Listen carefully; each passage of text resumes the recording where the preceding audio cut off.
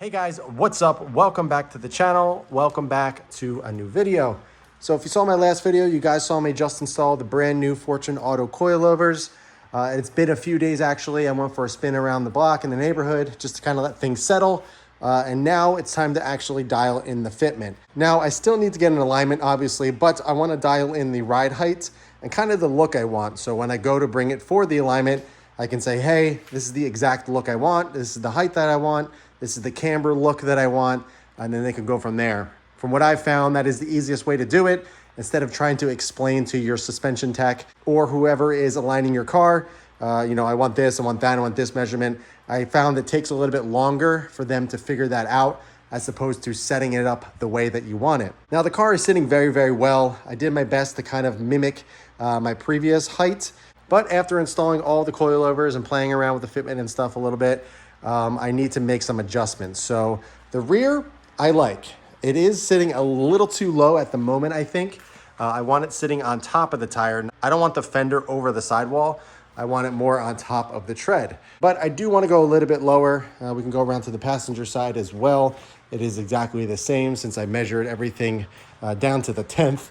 But it's low in the back, just like the other side. And the front is a little bit higher than I would like. So what I'm actually going to do is adjust the front first. I'm going to lower the front to where I want it, and then we'll see what happens to the rear. When you change the height of each side, whether you're going lower or higher, it does change the geometry of the entire car. So my philosophy is let's lower the front a little bit, see how that looks, and then we'll see how the rear looks. I might bump it up a little bit because right now it's kind of sitting higher in the front, so it's leaning backwards. So I'm wondering if that is why the rear looks a little bit lower than when I originally set it at. So I'm gonna go ahead first and adjust the front, see where the car is sitting after that. And then we can make some judgment calls if we want to raise the rear or lower it, depending on how it turns out. I'm also going to set up the damping, not that that's hard, but I'll show you guys what I set it at, or at least what I'm going to try it at first. And then we'll go from there. Let's go ahead and start on the passenger front. I'm gonna lower it about a ½ an inch, see what that does for the car. And then go over to the driver's side, do the same thing, and then kind of see where everything is sitting, and we'll go from there. So let's go ahead, let's get this side knocked out and see what happens.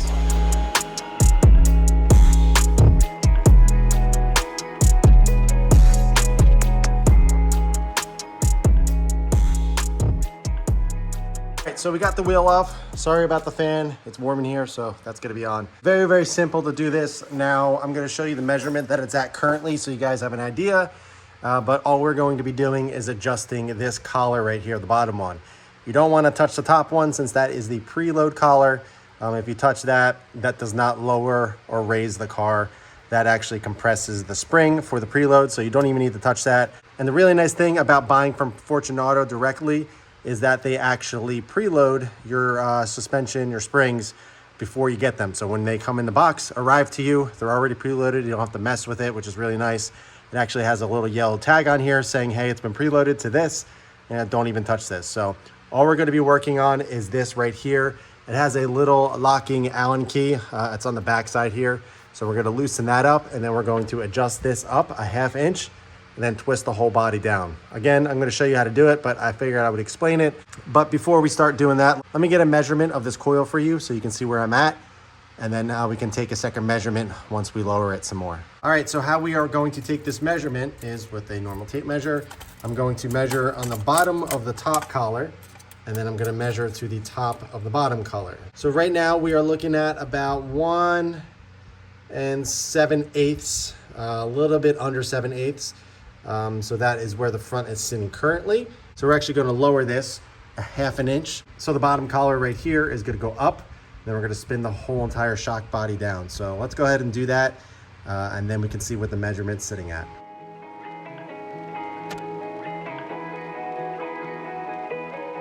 So we went ahead and lowered it a ½ an inch. So if we take a look on the tape measure, we are looking at hard to see on camera, but 1 3/8. So we are at 1 7/8.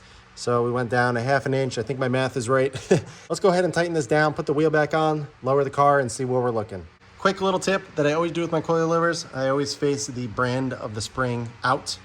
For whatever reason, I don't know, I just always do that. You can spin it. So it's very easy to do that. And it's easy to see when the wheel's on. So if you ever have any questions about what spring it is, You can just point them right there. We went ahead and tightened that bottom collar down with the spanner wrench provided. And we also tightened down the locking collar with the little Allen key right here. Don't do it too tight, just snug, just so it stays in place. Let's go ahead, get the wheel, put it back on, and see how we look.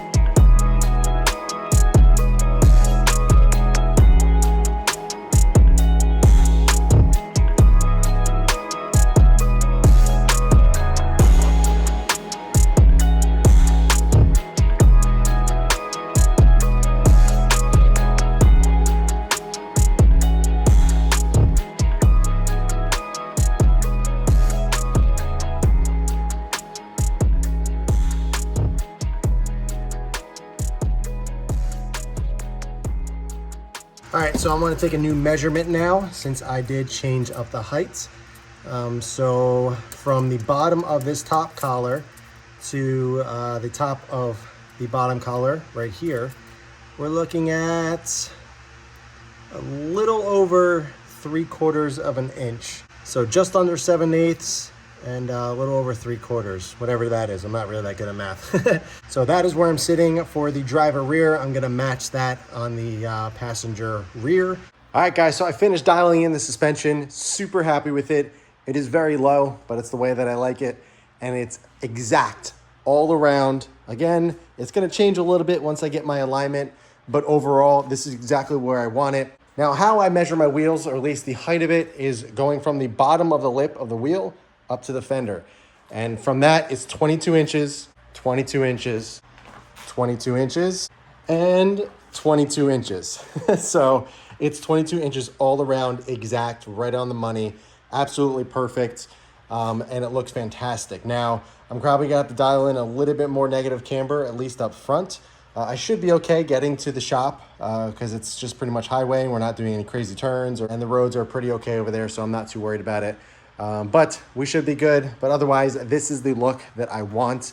This is what I originally wanted. So everything is not necessarily tucking, but it's sitting on top of the tire, but it's not going over the sidewall. So here's the rear fitment. I'll show you the front over here. I'll go to the other side as well. That is the front. And then we'll go over to the driver's side. There's the rear fitment on the driver's side. And then here is the front fitment on the driver's side. So very, very aggressive, very, very low, but that is just the way that I like it. I feel that these cars need to be pretty low in order to look good. Otherwise, they look a little goofy, and I'm not a big fan of when they're up super high and they just have a lot of wheel gap. Plus, this bumper sits very high as well. Even with the front lip, to me, it looks a little goofy when it's sitting too high. So having as low as you possibly can, but still remaining practical, is definitely the way that I like to go about it. Now, if you daily drive the car and you have some bad roads around you, this height may not be for you. It does take some getting used to in terms of driving into driveway entrances and speed bumps and everything. I've been driving lowered cars for many, many, many years. So my driving habits have kind of developed into driving like that. So I'm used to driving lowered cars and just dealing with it. Plus, I don't drive this car that much, and when I do, I know the road, so I'm not worried about it. Hopefully, it doesn't settle too much. I really don't anticipate it settling really that much more. It's been sitting for about a week or so. Anytime I put new suspension on the car, I usually wait 500 miles if I'm driving it, or 2 weeks, whichever comes first. I don't drive this car that often, and hitting 500 miles would take quite a while. So by the time I get my alignment, it's gonna be a full 2 weeks, so we should be good. I'll definitely take a measurement of the car and see where it kind of falls.